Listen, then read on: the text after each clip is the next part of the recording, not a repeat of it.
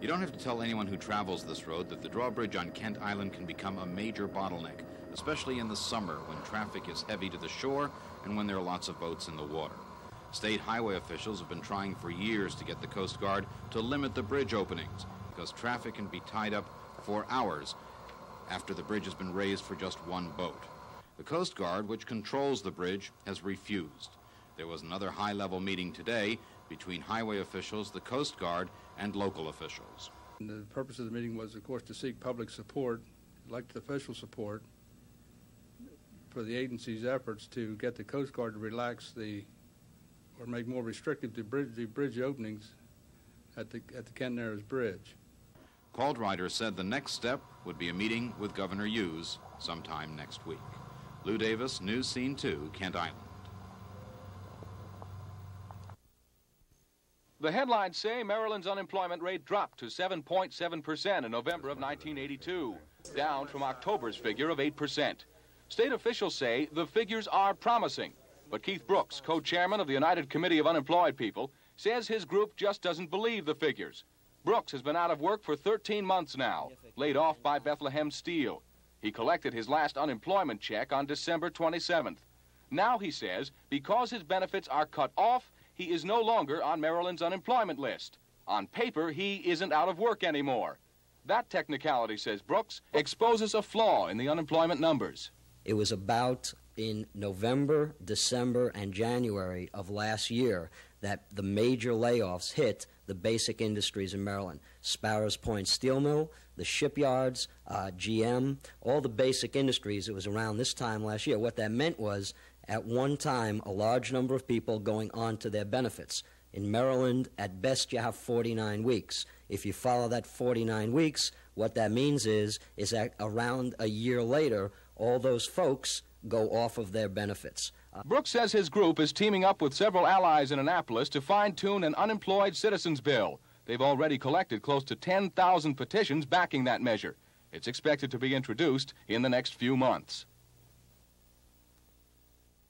Several years ago, a Maryland prison inmate, Levi Hudson, claimed women prison officers were able to observe him in the nude. He said it violated his right to privacy and filed suit against the Corrections Department. Since then, in institutions like the Maryland Pen, female officers have been prohibited from holding jobs in close proximity of male inmates' living quarters. ASME, the union that represents the officers, says the state is keeping females from working in places like prison gymnasiums. Because there are showers and bathrooms in the area of the gymnasium, then they're saying, well, the women cannot work the gymnasium. However, it certainly can be worked out so that they could have familiarity with that particular post and not be involved in the actual intimate privacy of the inmate. The union says the state's position discriminates against female officers because if a man and a woman were both up for the same job within the prison walls, the man would more probably be promoted because he has more job opportunities within the prison system. Limited job advancement means limited pay and benefit increases for about 150 female officers. The state has told Federal District Judge Joseph Young that its policies should be upheld. We are going to be looking at each individual post, and we're going to be getting the input from the women correctional officers, and that will be a part of the arguments that we're going to send back to the court. The union has until the end of this month to present its case before Judge Young. Lynn Alexander, News Scene 2. Programs in the back. Hey. Programs here. Programs here. Programs.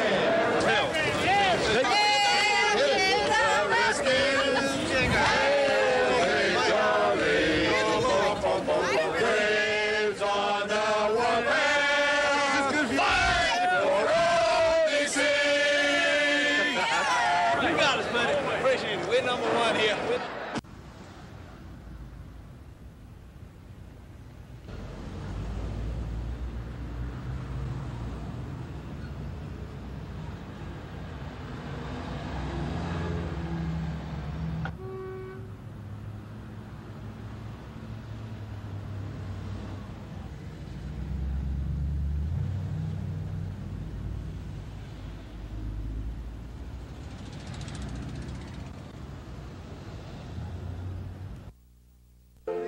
was a surprise party, the scene, the basement of this old West Baltimore church. The faces, friends, and political allies that worked with and watched 6th District Councilman George Della grow up.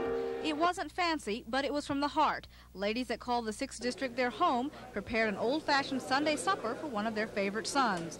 It was all to bid farewell to George Della. To me, he's tried to help the people that lives here in this district, and he does his best to do what he can. And this is a way to say thank you? Yes, thank you, and we're with you. If there was any remaining doubt that their favorite son would be heading to Annapolis to take his state Senate seat, the doubt was put to rest. Della was on the spot. I mean, if all these people turned out for me, I'm honored. I mean, these are the people that I've worked with in the area. I'm really not going anywhere. I mean, you're going to Annapolis?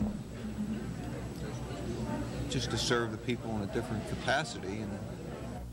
So now the political speculation moves on to who will be Della's successor. Last week, News Scene reported that banker Joe de Blasi heads the list of candidates and has the support of 6th District Councilman William Myers and State Senator Harry McGurk. But at this surprise party, another candidate in the running, Brian McHale, was on hand. Sources say he's Della's choice, although Councilman Tim Murphy says he nor Della will endorse anyone publicly yet. And as far as the fight for the city council presidency is concerned, Clarence DuBurn says he's ready, even if rumors prove correct that Della will return to challenge him for the seat. You're here to bid George Della goodbye. Are you hoping he doesn't come back and throw his hat in the ring to run for council president against you? I hope he doesn't do that. But even that wouldn't shed any tears for me if he did come back and run. Look at that, maybe it would be a help to me. You know, there's a lot of people who just won't vote for everybody. And I don't think that he would be taken from me, particularly on the black signs. Uma Pemaraju, News Scene 2.